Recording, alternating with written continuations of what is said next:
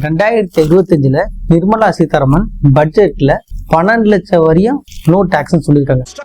will substantially reduce the taxes of the middle class and leave more money in their hands.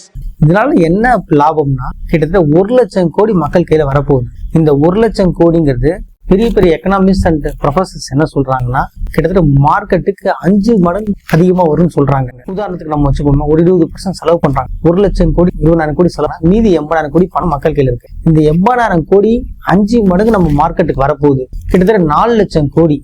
இத 4 லட்சம் கோடியில மக்கள் spend பண்ண போறாங்க.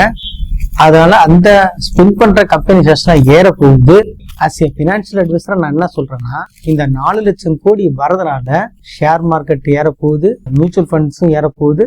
அதனால மார்க்கெட்டுக்கு நல்ல நியூஸ் தான் வந்திருக்கு. ஸோ பயப்படாம இன்வெஸ்ட் பண்ணுங்க.